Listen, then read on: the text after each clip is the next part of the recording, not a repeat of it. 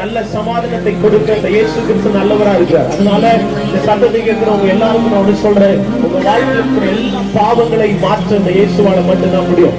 அப்போ இயேசு 2025 வருஷத்துக்கு முன்பாக இந்த உலகத்துல வந்து பிறந்தார்.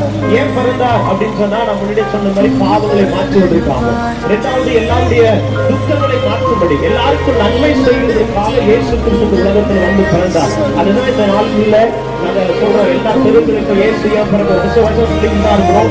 ஒவ்வொரு வருஷமும் இங்க அறிவிக்கப்பட்டு கொண்டுதான் இருக்குது. அதனால உங்க எல்லாருக்கும் நான் சொல்றேன், இந்த இயேசு எல்லாருடைய பாவங்களை மன்னிக்கிறார், அடிமைத்தனத்தை மாற்றுகிறார். அப்போ அடிமைத்தனம் முடியாம நம்ம பல அடிமைத்தனத்துல இருக்கிறோம். எந்த அடிமைத்தனத்துல இருக்கிறோம் அப்படின்னு சொல்லி பார்க்கும் பொழுது, நம்ம வாழ்க்கையில நீங்க செல்வம் இருக்கு, உலகமே நீங்க எல்லாமே எங்க பார்த்தாலும் இன்ஸ்டாகிராம், பேஸ்புக், யூடியூப் எல்லாருமே இன்னைக்கு போனுக்கு அடிமையா இருக்கிறாங்க.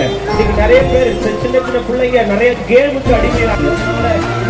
மதுபானம் ஒரு காலத்துல ஏதோ யாரும் 2 பேர் 3 பேர் குடிப்பாங்க. இப்ப பாத்தீங்கன்னா யாரும் 2 பேர் 3 பேர் தான் குடிக்கிறது இல்லை. பாக்கி எல்லாருமே என்ன பண்ணிதான் இருக்கிறாங்க, குடிச்சு. இது நமக்கே தெரியாத எல்லா சகோதரியும் கவனிக்கும். என்ன தெரியுமா, குடும்பம் ஒரு 10 வருஷத்துக்கு முன்னாடி குழு எடுத்தா குடும்பம் நடத்தணும்.